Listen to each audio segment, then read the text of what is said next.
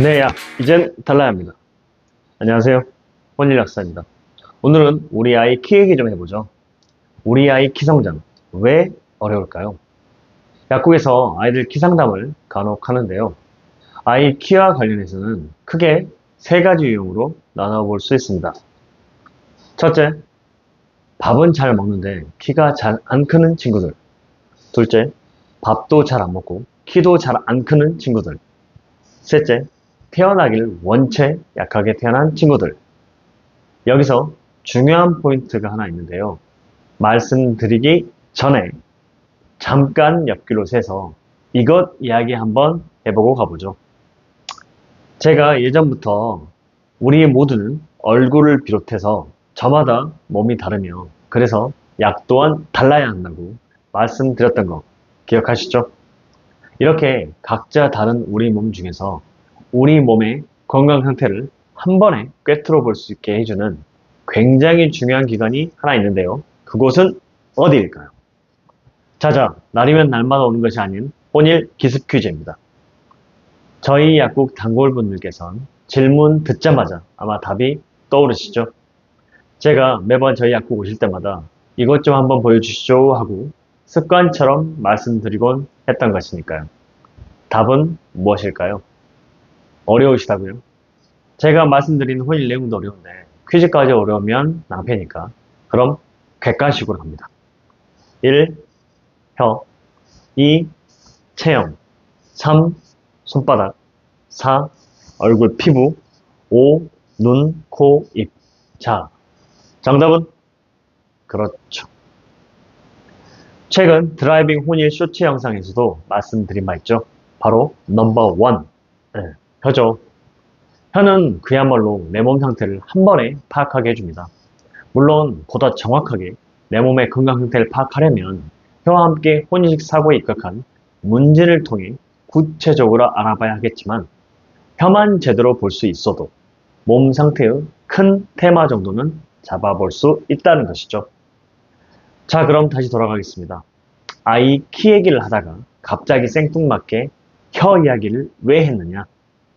세상 모든 일에 이유가 있듯 혼일 약사의 혀 이야기에도 나름 이유가 있겠죠. 그만 각설하고요. 내 아이의 혀를 한번 봐주실까요? 자세하게요. 양치하지 말고 지금 즉시 있는 그대로의 혀를 한번 봐주시면 되겠습니다. 여기서 관찰 포인트는요. 혀의 전체적인 색감이 제일 중요하고요. 그리고 혀를 덮고 있는 태가 보인다면 태의 색, 태의 점도 등을 혀색 다음으로 주의해서 봐주세요. 그리고 마지막으로 혀가 축축한지 건조한지 봐주시면 되는데 축축한 혀의 경우에 혀에 이빨 자국이 있는지까지 봐주시면 더욱 좋겠습니다. 건조한 혀라면 혀가 혹시 군데군데 갈라져 있지는 않은지 이 정도까지만 한번 봐주시면 좋겠습니다. 자, 우리 아이 혀 모습 어떻던가요? 여러분께서 지금 봐주신 아이의 혀의 상태를 통해 내 아이 키 성장을 위해 어떠한 약들을 어떤 방향으로 써줘야 제대로 된 효과를 볼 수 있는지가 반 이상은 정해졌다는 사실. 허구한 날 광고 폭탄 남발하는 아이 키 어쩌고 하는 약만 먹이려 하지 마시고요.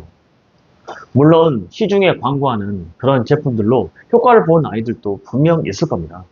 하지만 꼭 명심하세요.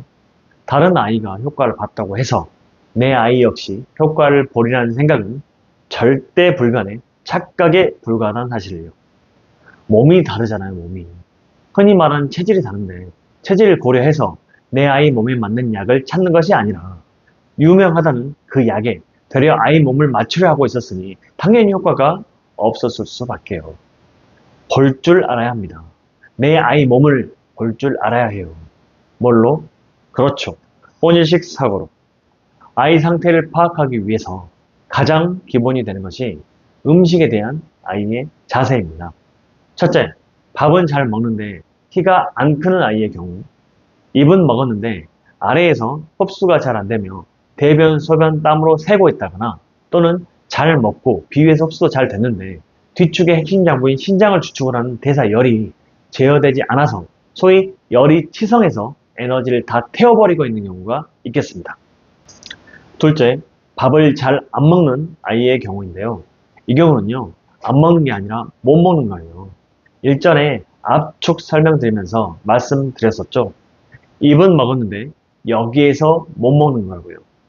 이 친구들 같은 경우는 압축이 무력하기 때문에 새끼 중에 특히나 아침밥을 가장 먹기 힘들어 할 테고요. 예민해서 자주 체한다거나 배 아프다는 소리도 자주 할 겁니다. 조금만 피곤해도 코피가 자주 날 수도 있겠고요. 이런 친구들은 책상에 오래 앉아있기도 힘들어 할 겁니다. 이 압축성의 라인으로 다 이어지는 거예요. 셋째는 타고나게 약하게 태어나는 경우인데 이 친구들은 앞서 말씀드린 두 경우의 문제를 모두 고려해서 바라봐야 합니다. 특히 신장 기능이 무지무지 중요하고요. 앞, 뒤축 모두를 강화시켜줘야 키도 크고 비실비실 아프지 않습니다. 이런 친구들은 감기가 와도 쉽게 폐렴으로 가기 쉬우니 키 성장도 중요하지만 크게 아프지 않게 하기 위해서라도 앞, 뒤축을 꼭 같이 보강해줘야 합니다. 어때요? 이렇게 대략적으로 크게 세 가지 경우로만 살펴봤는데도 아이들의 케이스가 저마다 다르죠? 어른이나 아이나 몸이 다르면 약도 달라야 한다는 지극히 당연한 상식, 우리 구독자 여러분들 한 번 더 꼭 상기해 주시고요. 아이들은 노인에 비해 기본적인 체내 대사열 자체가 높은 편이라 상담하다 보면 보통은 열이 떠 있는 친구들이 상당히 많이 보이는데요. 이런 열 많은 아이들은 밤에 잘 때 심하게 뒤척이며 잔다거나 자면서 식은땀을 흘린다거나 평소 찬 음료나 아이스크림을 좋아하는 등의 공통적인 특징을 나타내 보이기도 합니다. 밥은 잘 안 먹으면서 과자나 인스턴트 음식 좋아하는 친구들도 많죠. 이런 아이들은 비위기능 자체의 무력으로 정상적인 식사를 감당할 수가 없으니까 고육적으로 몸이 필수의 에너지를 얻긴 얻어야 하겠기에 밥보다 비교적 소화 흡수가 쉬운 그런 음식들을 찾게 되는 건데요. 이러다 보니 정상적인 식사는 갈수록 어려워지고 인스턴트류는 더욱더 찾게 되는 그야말로 악순환이 일어나는 것입니다. 아이들의 이런 음식을 대하는 태도가 그저 이유 없이 막연했던 것이 아니라 아이들의 체질과 병합된 이런 이유들이 숨어 있었던 거예요. 그 이유를 혼인식 사고를 통해 제대로 분별해낼 수 있어야 하는 것이고요. 그래야 나쁜 이유들을 케어해서 내 아이의 키와 제대로 된 성장과 공부 집중력까지 높여줄 수가 있는 것이고요. 그렇죠. 이렇게 되면 아이의 키 성장을 위한 혼일 세라피가 우리 아이 공부 잘하는 약도 되는 것이겠죠. 따로따로가 아니에요. 이 또한 종이 한 장 차이라는 거.